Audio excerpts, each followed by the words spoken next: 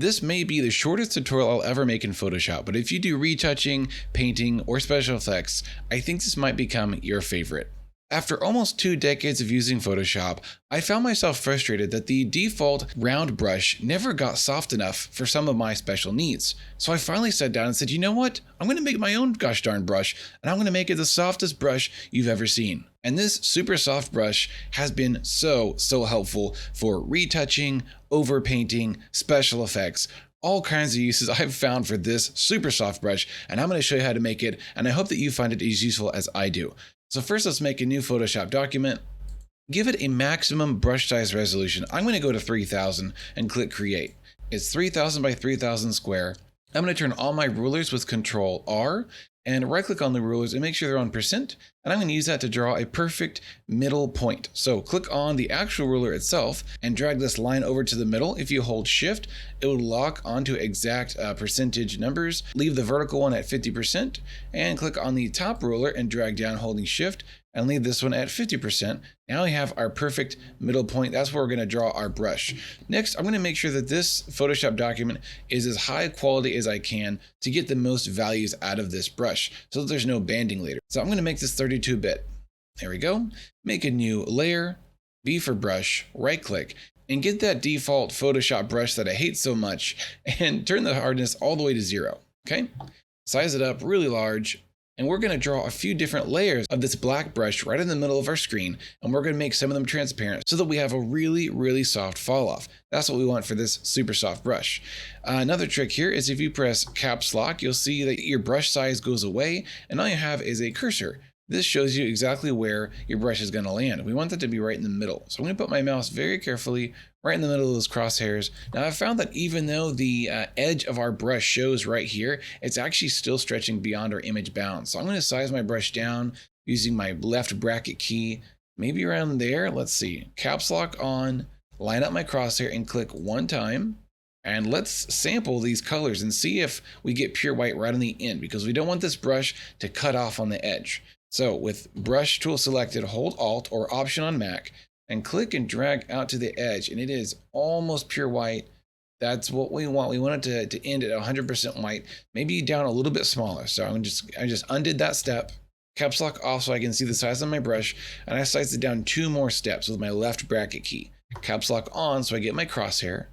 And I'm going to drop this black brush right in the middle. Okay, let's sample that. Yeah, that is getting right pure white on the edge. That's good. So this is only our first layer. We're going to make a new layer. B for brush. Make sure your color is black. When you do sample those colors, it keeps that color as your foreground. So if you press D, you get a black foreground and a white background. Okay, same thing as before. Let's look at our brush size. Let's go down. So what is it right now? It's 2400. I'm going to like half that maybe to 1200-ish. It's hard to, there we go, 1100. And I'm going to draw it right in the middle. Okay, and then another one, Control Shift N to make a new layer. Little keyboard shortcut for you. That last one was 1100. Let's go down to like 300. Nice little dot right in the middle. And we want this to be a very slopey curve as far as our fall off for this brush. Okay, that's good. So let's go to our very first layer that we drew, this one on the bottom. And if we have our move cursor selected, which is the letter V on your keyboard, press the number 5 on your keyboard, and your layer should instantly jump to 50% transparent. That looks a lot more transparent than 50%. I suppose that has to do with this being 32-bit. I'm not used to working in 32-bit, so I'm a little bit new to it. Let's turn on the second layer and make this one also 50%, so just number 5. And this top one, leave it where it is. Now look at that. We have a nice pinpoint in the middle, and it just fades off so subtly and smoothly around the edges. We can sample this with our brush tool. We hold Alt and click. You can see on my color palettes up here. Sorry, let me get bigger. You can see how it just slowly gets closer and closer to that white right on the edge. And that is awesome. I love it.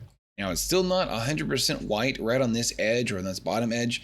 And I don't want any weird artifacts to happen later. So just to ensure that it cuts off to pure white, I'm actually going to draw a gradient around this. So if I press G, it's going to go to my paint bucket. If I press Shift G a few times, it's going to get to my gradient tool, which looks like this, in case you don't have that.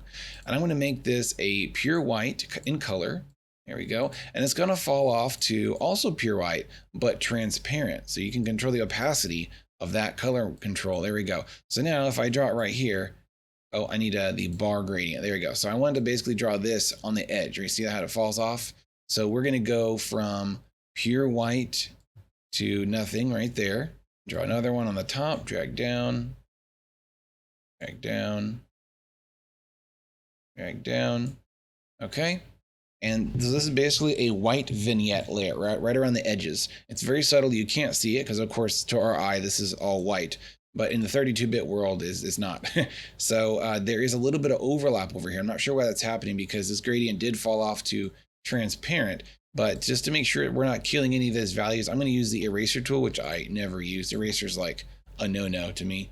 I'm just going to erase the middle of this white vignette layer, which is a very top layer. Now, this might seem really trivial to you guys, but I just want to make sure that there is no like super soft and then blop, a white edge on our brush. You never want to brush edge because it looks terrible because it might be visible later. Okay, so all that work for this little black dot. I think this is good. Let's go to Edit, Define Brush Preset, and I'm going to name it Super Soft Brush 1. I might make another one that's even softer or a little bit less soft. Remember, I have control over these bottom layers down here. I can fade these up a little bit if I want to make them a little bit more solid. This one's now at 75%. This one's at 80%. It's a little bit larger, and that means the fall off is less dramatic. It's a little bit more closer to linear. And if you look at my personal brush collection here, you can see I actually have a few of these. I've got this one right here. That one's pretty solid, and then it gets more fall off. And this is my really steep fall off right here that my super soft one that I use the most. So let me show you how I might use this for a sword shine. I'm going to zoom in here with the top layer, B for brush. I'm going to use my brand new super soft brush 1. Here it is, with a white color selected. I'm going to make a very transparent drop of about 50%, zoom smaller and smaller, and it's layering on top of itself.